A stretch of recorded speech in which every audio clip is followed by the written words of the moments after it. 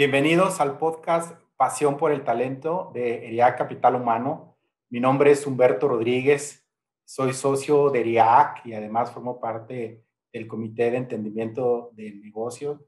Y tengo en esta ocasión el honor de presentar a Ignacio Cano, que hoy nos está acompañando para poder platicar con él de cosas interesantes. Es un viejo conocido por todos nosotros, sin embargo, para quien no lo conoce, bueno, pues él es un líder empresarial desde hace más de 30 años, trabajando para distintas organizaciones, ayudándolas a generar valor y a transformarse. Ha trabajado para Grupo ICA, para Towers Watson, hoy lidera una compañía K-Networks, en fin, una experiencia muy vasta para poder platicar de muchos temas y de su formación, pues bueno, MBAs en IPADE y mucha formación con especialidades en consultoría estratégica de negocios, de recursos humanos, compensación ejecutiva, fusiones, adquisiciones, en fin, una experiencia y muy completa. Entonces, pues es un honor que estés aquí con nosotros, Nacho, bienvenido. Encantado y encantado de compartir este momento contigo, Humberto. Gracias a ERIAC por la invitación, como siempre, me siento en casa y gracias a todos por el auditorio, pues, por permitirnos entrar en estos momentos a discutir estos temas que seguramente serán de interés para todos. Sí, seguramente de mucho interés y de mucha pasión. Y a propósito de pasión, fíjate que normalmente nos encanta iniciar por algo, conocer, si nos puedes comentar una pasión tuya que nos quieras compartir y cómo esa pasión pues vino a impactar en tu vida profesional. Pues fíjate que hay un par de cosas que me apasionan realmente, ¿no? Una de ellas es, así como a mucha gente le gusta el fútbol soccer, a mí me gusta el fútbol americano muchísimo, ¿no? Y otra cosa que me apasiona es hacer de comer, me gusta la cocina, ¿no? Entonces, yo te diría, creo que esas dos cosas a mí sí me han impactado en mi vida profesional. El fútbol pues me dio mucha disciplina, me dio el entendimiento de lo que es esforzarse y principalmente las ganas de triunfar, ¿no? Creo que hay muchas enseñanzas de mi vida en ese aspecto y la cocina, fíjate que para mí es una manera de entregarme, ¿no? De servir a alguien, ¿no? Y esa parte de actitud de servicio y de entrega, a mí me ha ayudado mucho en la consultoría, ¿no? La verdad es que definitivamente mi trabajo me apasiona, ¿no? Pero esas dos cosas yo rescataría de temas que no son profesionales que me han venido a impactar en mi carrera profesional. Qué padre, qué interesante. Seguramente esas pasiones las compartimos mucho y pues sí, nos viene a beneficiar en otros aspectos de la vida. Y ahora adentrándonos en materia, Nacho, yo creo que la evolución que ha tenido compensaciones, beneficios, desde que surgieron estas áreas, desde pasar de lo transaccional, de lo muy administrativo, a lo que hoy conocemos como muy estratégico en los negocios, pues seguramente pues esto ha evolucionado bastante. Hoy, ¿cómo observas a nuestro país? ¿Cómo observas esto en nuestro país comparado con otros en América Latina y no se diga también con Estados Unidos? ¿Cómo nos encontramos, Nacho? Mira, desde un punto de vista de la función como tal de compensación y beneficios, creo que se ha ido madurando bastante. Definitivamente, todo inició efectivamente desde un punto de vista más transaccional. Yo en los inicios de mi carrera como actuario empecé haciendo evaluaciones actuariales, así es como me fui metiendo en todo el tema de compensación y beneficios. Y sí me daba cuenta que en aquel tiempo las funciones eran bastante inmaduras, ¿no? Yo creo que toda Latinoamérica prácticamente tiene el mismo nivel de madurez, ¿no? Excepto los países más grandes como es México y Brasil, en donde hay empresas más estructuradas, con un gobierno corporativo más importante. ves funciones mucho más maduras, pero en términos generales había mucha inmadurez en estos temas al principio. Hoy en día todo ha cambiado, me parece que la técnica y los procesos, las metodologías que se han venido implementando en las empresas, pues le han brindado una fortaleza muy interesante a todo esto, ¿no? Hoy las empresas trabajan mucho en hacer estudios que les permitan entender tendencias, pero más que tendencias incluso han ido un paso más allá tratando de entender cómo impactan los programas de compensación y beneficios en las principales palancas que son fundamentalmente las palancas de atracción, retención y compromiso, ¿no? Entonces, hubo una época en donde las empresas empezaron a trabajar fuertemente en encuestas salariales, ver qué estaba pasando en el mercado y después se dieron cuenta que no era suficiente, que había que profundizar mucho más en cómo impacta realmente estos programas en la cadena de creación de valor, en la cadena de valor de la empresa. Y en ese sentido, el tipo de estudio pues, tiende a ser mucho más sofisticado, más matemático, más estadística inferencial, cosas mucho más sofisticadas que le abren un panorama de toma de decisiones mucho más amplio a las empresas, ¿no?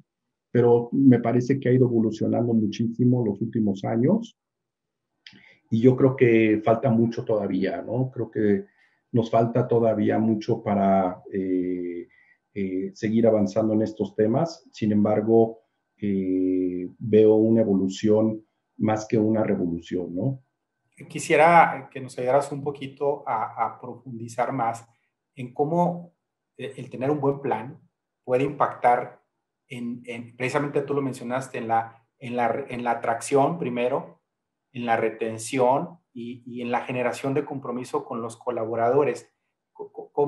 ¿Qué importancia tiene para ello pues el tener un buen plan, Nacho? Fíjate que ese tema así como lo estás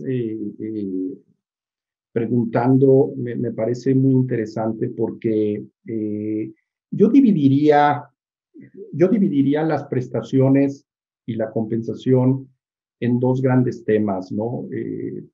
Uno que yo llamaría, que son aquellas prestaciones y programas de compensación que cualquier ajuste que hagamos puede tener un impacto más o menos inmediato.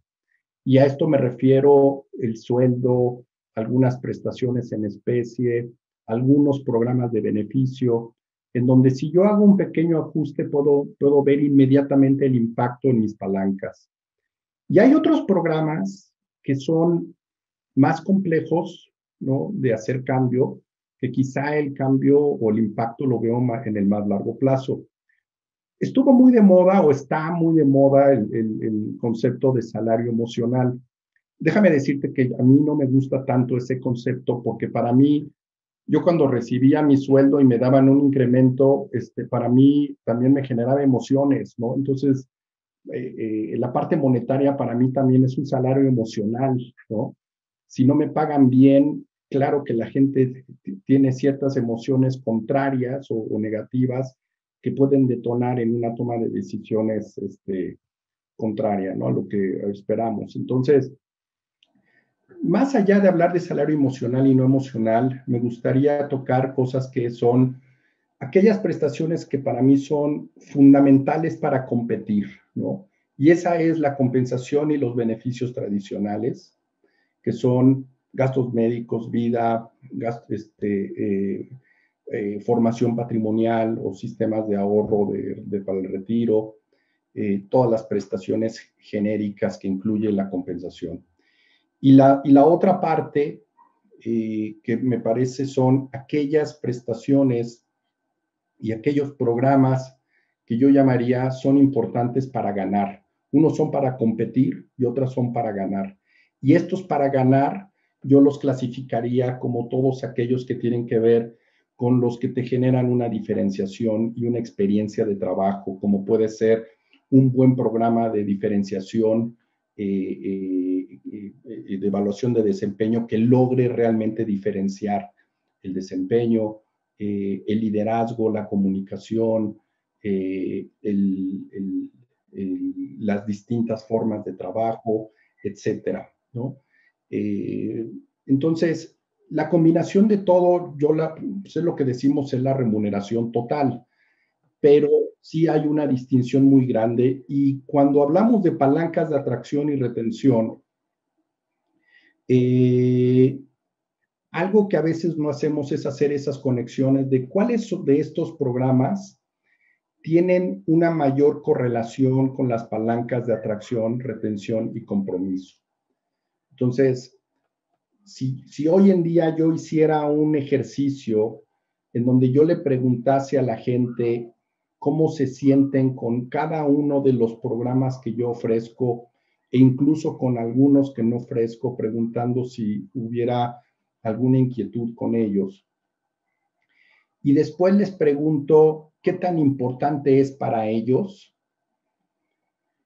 ¿Podría yo fácilmente reconocer aquellos programas que son realmente importantes para la gente y diferenciar también aquellos que son estratégicos para la empresa, ¿no? O que se alinean más al tipo de empresa que yo quiero crear, ¿no? Yo creo que ese tipo de mediciones sí me permiten evaluar cuál es la eficiencia de mis programas. Y si adicional a este análisis yo le sumo el costo, yo podría claramente definir y tener una muy buena medición del retorno de la inversión en toda mi remuneración integral, ¿no? Y definitivamente, pues aquellos programas como son los típicos programas de compensación o los programas de beneficios en general, las prestaciones genéricas, pues son programas que puedo ajustar y, como decía al principio, pueden tener un impacto relativamente inmediato, ¿no? Yo puedo ajustar el sueldo y ver inmediatamente cómo reacciona la gente, ¿no? Un programa de liderazgo, pues me voy a tardar para empezar en hacer un cambio y quizá el efecto lo voy a ver un poco después. Pero al final del día todos tienen un impacto, ¿no? Y entender cuáles son las palancas de atracción, retención y compromiso me permite definir con mucha claridad cuáles son las 2 o 3 cosas que tengo que hacer para atraer gente, cuáles son las 2 o 3 cosas que tengo que hacer para retener y para comprometer. Y no son las mismas, ¿no? Quizá para atraer personal, el salario, la marca del empleador, la reputación del empleador sean muy importantes, ¿no? Pero ya teniendo adentro a la gente, quizá el liderazgo, el manejo del desempeño, la capacitación, el desarrollo, las oportunidades de crecimiento sean cosas más importantes que la misma compensación, ¿no? Si yo esas partes las tengo claras en mi organización, me parece, no solo podría yo tener mucha claridad en el retorno de mi inversión, sino tendría todo el material para crear una propuesta de valor al empleado muy fuerte, muy potente, ¿no?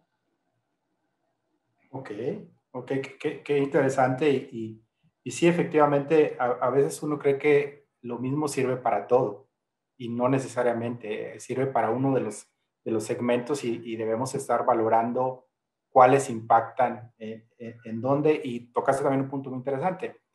Dice, si yo le pregunto al colaborador, y muchas veces no nos detenemos a preguntar, y eso es fundamental. Lo tomo de esto que acabas de comentar. ¿Y qué beneficios crees que existan para las organizaciones en nuestro país contar con un plan bien estructurado, bien hecho? Ustedes en K-Network se dedican a generar información sustentada, estadística, y seguramente tienes algo al respecto. ¿Qué tan importante es tener bien estructurado un plan de beneficios y compensación? Mira, definitivamente yo diría, es fundamental lograr adecuar 2 cosas que son fundamentales. Una de ellas tiene que ver con que el programa de compensación, beneficios, la remuneración integral incluso, yo diría, tiene que estar acorde a la propuesta de valor de la empresa. Debe de estar muy claro cuál es el convenio de trabajo, qué es lo que yo estoy dispuesto a ofrecer y qué es lo que yo quiero de empresa, de la gente, ¿no? Por poner un ejemplo, ¿qué es? Hay empresas que son muy mercenarias, déjame llamarlo así, ¿no? Que te ofrecen grandes sueldos, mucho dinero, te ofrecen buenos programas de desarrollo, pero quizá la parte del clima laboral, del aprendizaje, liderazgo, eso lo dejan a un lado, ¿no? Entonces, gente que llega adentro, ¿no? Entras a un ambiente muy competitivo, ganas mucha lana, pero no pasa nada si te vas, me explico, no te van a retener. Hay otras empresas que dicen, no, al empleado hay que generar, hay que asegurar que la gente genera lealtad, que la gente va a estar aquí con nosotros muchos años, que el aprendizaje es muy importante, etcétera, etcétera, etcétera. Entonces, cada empresa define qué tipo de convenio de trabajo quiere tener. El paquete de remuneración tiene que estar acorde a ese convenio de trabajo. Ese es un tema fundamental y prioritario. Si eso yo no lo tengo claro, difícilmente voy a tener un paquete potente, ¿sí? Yo puedo ir a ver encuestas y puedo ver lo que hace el mercado, pero pues no necesariamente, como decíamos hace rato, no necesariamente lo que haga el mercado a mí me sirve, ¿sí? Es una referencia al mercado, ¿no? Pero si yo tengo claro esa parte, puedo hacer algo muy potente. Y la otra cosa, yo diría, es que hay una serie de factores en materia de beneficios y de la dinámica que impacta todos los programas de beneficios que tenemos que tener muy presentes. Y para mí hay cosas que son fundamentales. Una de ellas es el cambio demográfico que se está viviendo en México y en el mundo, ¿no? En el año 2000 teníamos un porcentaje de dependencia, y esto lo hemos comentado por ahí en alguno de los webinars de IAC. El porcentaje de dependencia es todo el número de gentes que tiene más de 65 años en el país, dividido entre la población que tiene entre 20 y 65 años. Si yo veo mi pirámide poblacional, el piquito de hasta arriba dividido en el que está en medio, que sería la población económicamente activa. Eso en el año 2000 era el 10%, casi el 10%. Si yo eso lo proyecto al año 2050, que estamos a la mitad del camino, eso va a ser el 32%. Es decir, la tercera parte de la demografía de este país va a tener más de 65 años. Va a ser casi la misma que la población económicamente activa. Vamos a tener, en pocas palabras, casi el mismo número de trabajadores que el mismo número de gente en edad avanzada o jubilados. Eso es muy dramático. Eso es muy dramático porque esa dinámica la tenemos a la vuelta de la esquina. ¿Qué es lo que va a pasar? Se está envejeciendo la población, ¿no? Y para mí, los paquetes de beneficios, pues, tienen que anticiparse a esos cambios, ¿no? Por otro lado, otra dinámica que es fundamental es los sistemas de salud públicos cada vez son más ineficientes de brindar servicios. Entonces, terminan transfiriéndole la responsabilidad de brindar servicios de salud y de bienestar a las empresas y a la persona o al individuo mismo. Entonces, por un lado, la población envejeciendo a una velocidad impresionante, los programas de seguridad social recortando presupuestos y la inflación médica creciendo a casi el triple de la inflación normal. Es decir, si tú ves hoy en día tu póliza de gastos médicos privados, la inflación de tu póliza anda entre el 12 y el 15%. La medicina privada crece alrededor de 2 y 3 veces la inflación normal, asumiendo que la inflación normal anda en el 4 o 5, pues está creciendo como 3 veces eso, ¿no? Entonces, imagínate eso en el tiempo, pues es una bomba atómica, ¿no?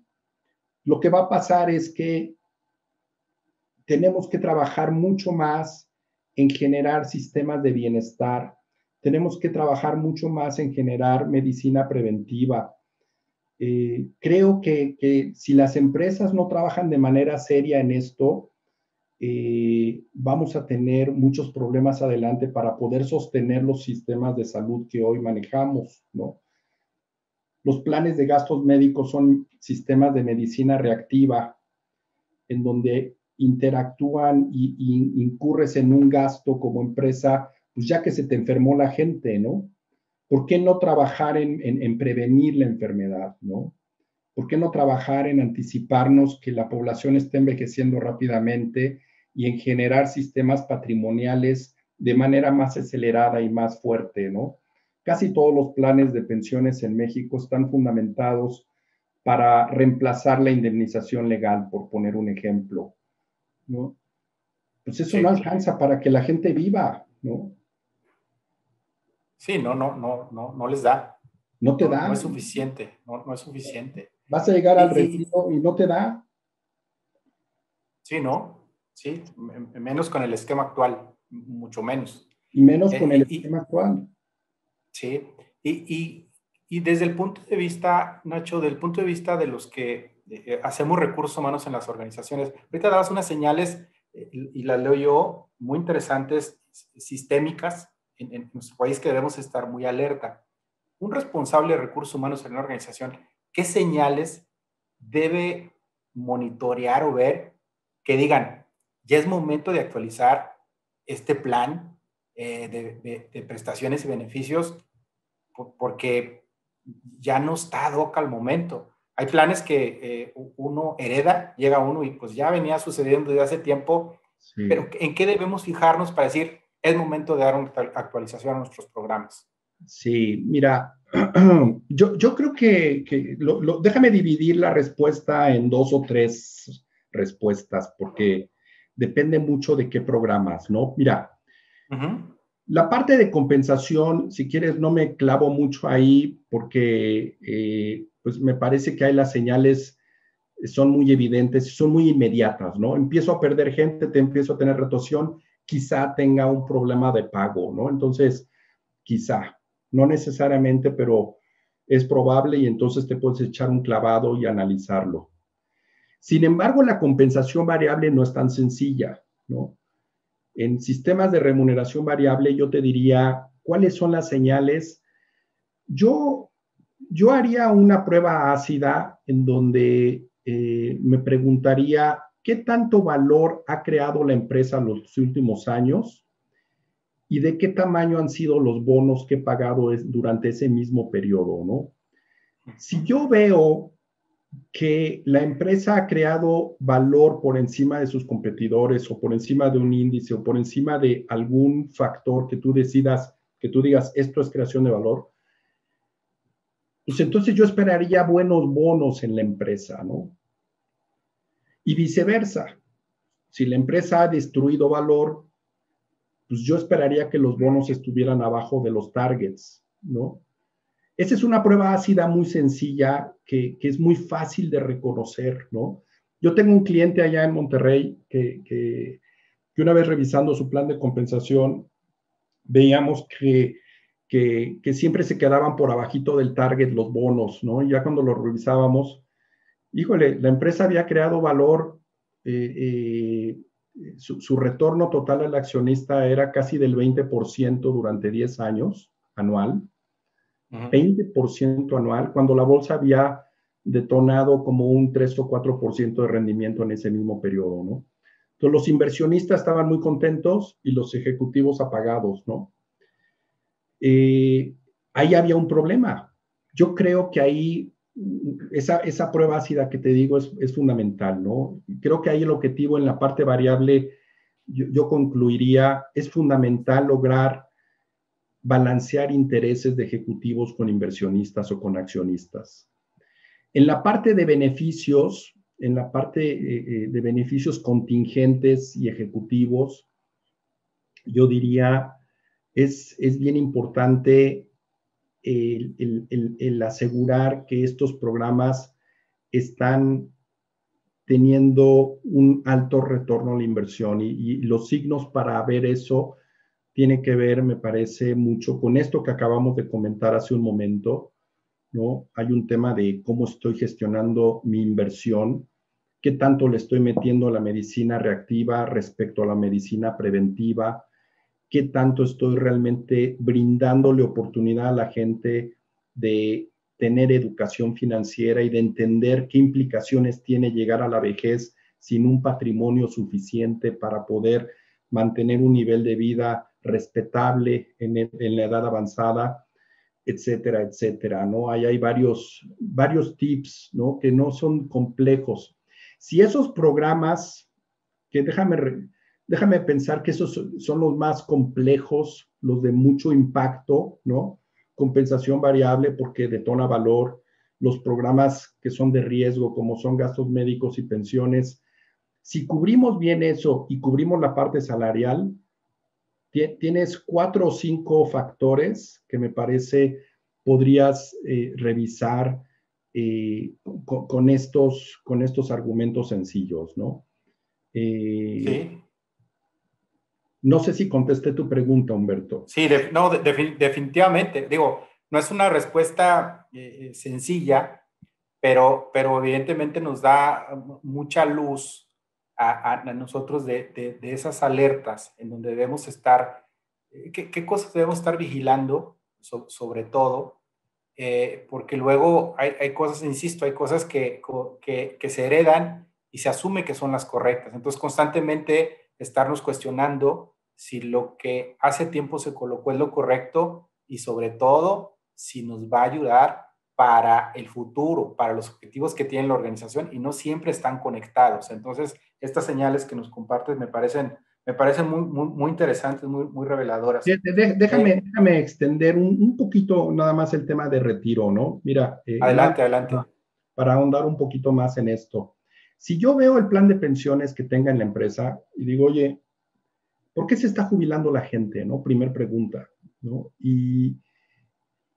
O si se quiere jubilar o no se quiere jubilar. A veces lo que sucede es que la gente está agarrada de las uñas de la pared porque no se quiere jubilar, porque quizá no tiene cubierto el futuro, ¿verdad? Tiene mucha incertidumbre sobre su futuro económico o sobre su futuro de la salud, ¿no?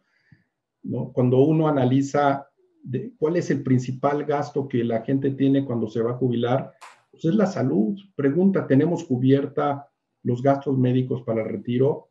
No lo sé, ¿no? Son cosas que habría que preguntarnos. Pero si todo eso se lo hago yo saber a la gente, si le doy la educación, quizá mucha gente empezaría a buscar formar mayor patrimonio antes de retirarse, ¿no?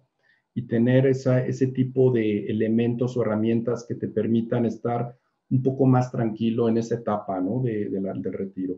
Digo, son algunos temas que ahorita que estabas comentando se me vienen a la mente y que creo que pueden funcionar para ver, oye, ¿qué estamos haciendo con el plan de pensiones, no? Porque ahí lo Claro. tengo un pasivo laboral, lo registro, es un gasto, me quita EBITDA todos los años, pero realmente le estoy sacando provecho, realmente le estoy ayudando a la gente a jubilarse bien, realmente le estoy dando a entender a la gente lo que implica retirarse de esta empresa.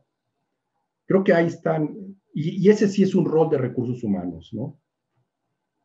Sí, sí, sí, debemos protagonizar y plantear esas preguntas y sobre todo soluciones alrededor de ello. Me parece definitivo.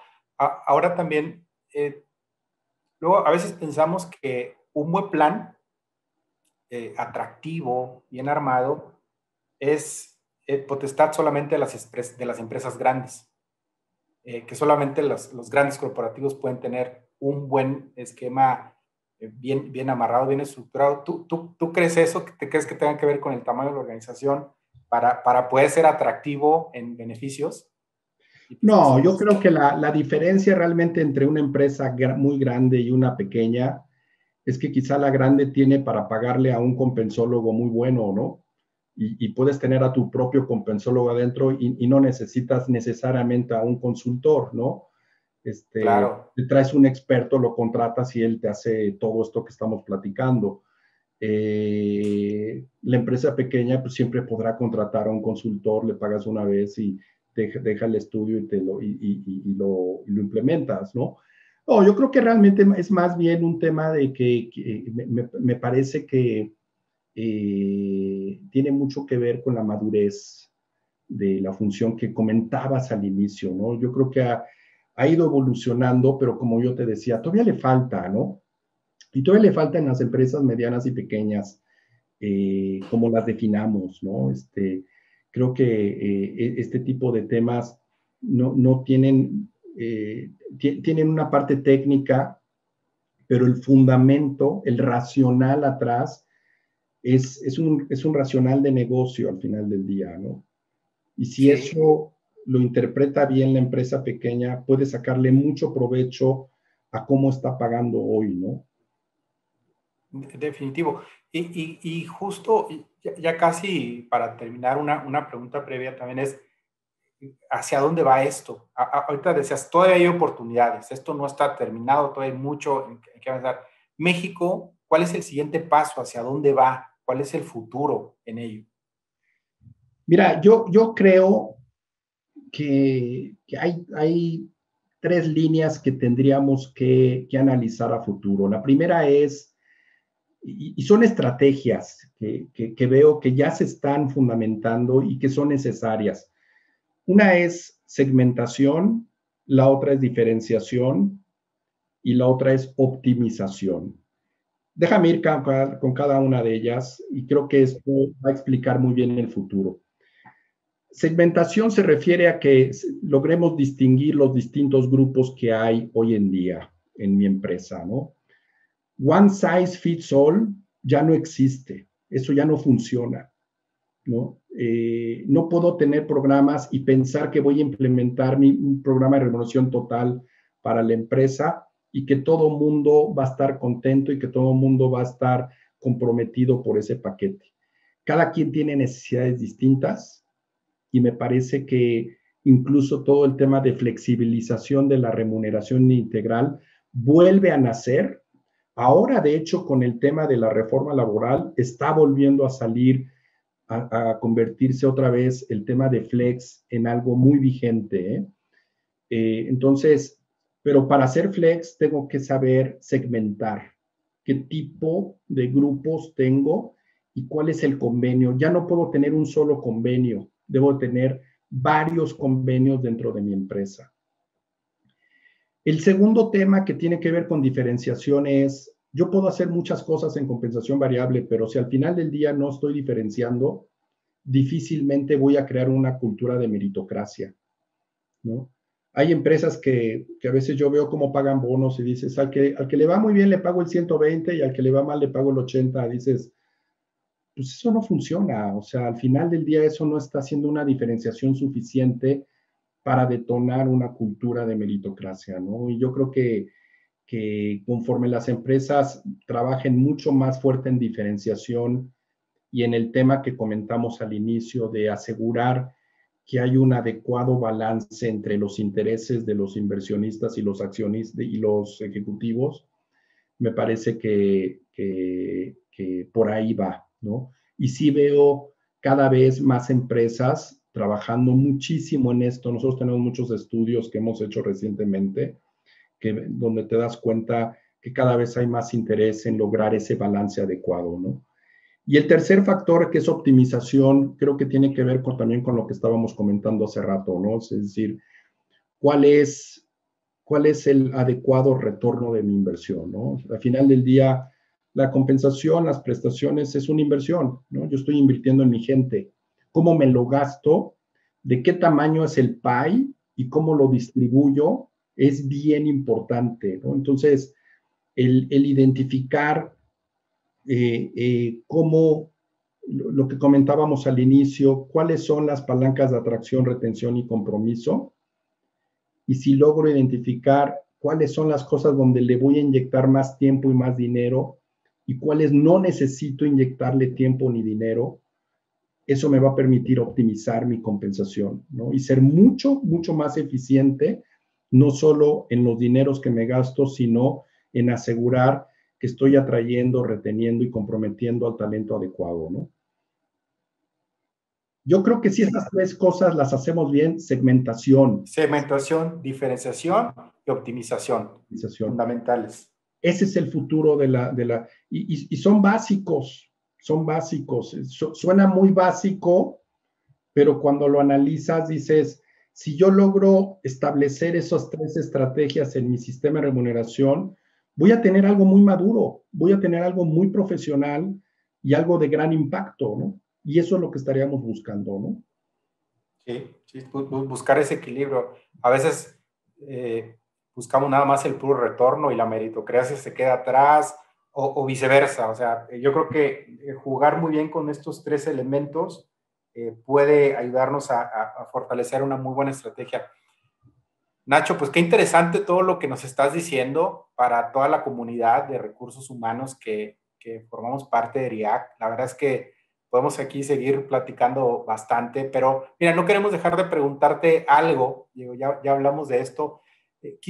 Quisiéramos que nos compartieras una experiencia, la que te haya marcado a ti y que esta experiencia haya sido un parteaguas, un catalizador que te ha llevado a ser lo que hoy eres, la generación de valor que hoy das, que hoy ofreces. ¿Hay alguna experiencia que te haya marcado y que hayas dicho, esta es fundamental en mi vida y me hizo encauzar este camino que hoy tienes? Pues fíjate que cuando yo empecé mi carrera, tenía yo 22 años, empecé a Tú eres trabajar. actuario, ¿verdad, Nacho? Yo soy actuario y entré a trabajar a un despacho que éramos puros actuarios, éramos 8 o 10 personas, éramos un despacho pequeñito que se llamaba The Wyatt Company, que después se convirtió en Watson Wyatt, ¿no? Y que después fue Towers Watson, ¿no? Ándale. Pero empecé a trabajar en Wyatt, que éramos bien pequeños, era un despacho cuando apenas las empresas internacionales tenían poco de haber entrado a México. Y recuerdo, pues yo pues entré como todos los chavos, ¿no? Sales de la escuela con muchas ganas, con mucho ánimo de hacer cosas, me desvelaba todos los días, me ponía a estudiar como loco, andaba ahí haciendo mil cosas. Pues fíjate que una vez, el que era mi jefe, yo tenía como 1 año y medio, 2 años en el despacho, me iba muy bien, ¿no? Me tenían ahí como un alto potencial adentro del despacho y todo. Pues resulta que se enoja y se va, renuncia a mi jefe, ¿no? Y de repente el director de la empresa me dice, oye, pues hazte cargo mientras de la cartera, ¿no? Y yo dije, pues vale, yo me lo echo, ¿cómo no? Y, y como al segundo o tercer día de que me dice esto, teníamos un cliente que era muy importante en aquella época, era una empresa que ya no existe, que se llamaba Grupo Cifra. Grupo Cifra es es la empresa que inició los Superamas y lo que ahora es Walmart, ¿no? Cifra le vendió a Walmart ese negocio, ¿no? Y resulta que hablan por teléfono y el dueño de Cifra en aquel tiempo era un señor que se llamaba Jerónimo Arango. Y el director general de la empresa era una persona que se llamaba Gilberto Pérez Alonso. Era gente bien dura, era gente tremenda en los negocios, ¿no? Y piden una cita, ¿no? Y el director no estaba y dije, úchatelas, pues me la echo yo solo, ¿no? Entonces fui a la cita, te juro que llegué temblando de miedo. Nunca había estado en aquella época con gente tan senior, además con un proyecto muy complejo que estaba ahí en medio. Me senté, transcurrió toda la reunión, me estaban temblando las piernitas, pero al final salió todo bien, ¿no? Salió muy, muy bien y de hecho aprobaron todo lo que se planteó ahí. Cuando salí de ahí, respiré y un par de días después regresó mi jefe de Madrid, que andaba en Madrid, y le platicaron todo lo que había pasado, me felicitó. Pero fíjate que a mí lo que me marcó realmente fue fue el darme cuenta que sí podía, ¿no? Que no tenemos por qué ponernos límites, ¿no? Quizá esta experiencia no, dices, pues no tiene ningún chiste, ¿no? Pero a mí sí me marcó porque te juro que yo llegué temblando de miedo a la reunión. Este, y creo que me fue muy bien, ¿no? Y al final dije, pues sí se puede, ¿no? La verdad es que sí pude y puedo hacer esto y puedo hacer más. Y mi carrera se proyectó, ¿no? Al poco tiempo me hicieron socio de la firma, ¿no? Hasta los pocos años de haber estado ahí, me invitaron a trabajar a Towers que después, pues yo en Towers hice una carrera muy exitosa durante muchos años, ¿no? Pero creo que ese fue un momento muy crítico de mi carrera, que además fue muy al inicio, ¿no? Y digo, qué importante que haya sido también muy, muy al inicio. O sea, quiero pensar que viene, te generó confianza. Eso que tú dices, nos damos cuenta que sí podemos y eso te da la confianza para hacerlo, repetirlo, crecer y crecer. Y digo, hoy esos proyectos quiero pensar que hoy volteas a ver y dices, hoy ves proyectos mucho más grandes, pero qué importante es ello y qué importante es para el desarrollo tener este tipo de experiencias, arrojarse a hacer las cosas. Has escuchado seguramente la teoría del aprendizaje del 70-20-10, dice que fundamentalmente aprendemos en un 70% haciendo, aventándonos, experimentando, y creo que eso pues, fue fundamental. Eso en un libro no lo hubieras aprendido si no lo haces. Y, y, ahora, y ahora, fíjate que bien lo dices, ahora con la pandemia, pues bien sabes, ¿no? Salieron muchas habilidades muy a brote, como la resiliencia o la agilidad, ¿no? Learning agility, ¿no? Y ahora que lo pienso, digo, bueno, es que en ese momento yo me estaba reinventando, ¿no? Y estaba yo, tuve que cambiar muy a la fuerza, ¿no? En un momento muy difícil, en un momento muy complejo y me permitió avanzar, ¿no? Y bueno, pues mira, fue un aprendizaje, lo recuerdo con mucho cariño hoy. Tienes razón, hoy en día veo el proyecto ese y veo, pues trato ahora con muchos directivos, ¿no? También de muy buen nivel y demás, pero en ese momento para mí fue algo muy importante en mi carrera, ¿no? Qué interesante. Nacho, pues de verdad muy agradecidos. Es un honor digo, que nos hayas regalado compartirnos todas estas experiencias para toda la comunidad de recursos humanos. Es importante estarnos actualizando, estarnos compartiendo cosas como estas con especialistas como tú. Y de verdad, qué honor. Te hemos visto muy activo con ERIAC, lo cual es para nosotros importante. De verdad te lo agradecemos bastante. ¿Hay algo tú que quieras agregar antes de cerrar?